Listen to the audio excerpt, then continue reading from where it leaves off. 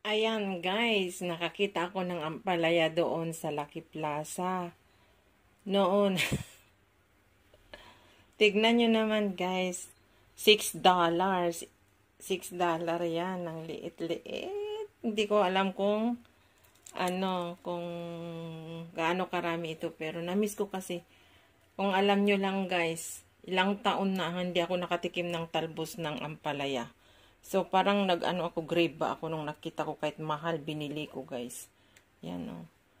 Ampalaya. Ngayon lang ako nakakita ng daon ng ampalaya dito sa Singapore. Kaya, ayan, napabili ako kahit mahal. $6. $6 po yan. Ayan o. Ang liit-liit. Yan guys. $6. Ang mahal-mahal. Pero, gusto ko nga mag-ulam kaya kahit na mahal.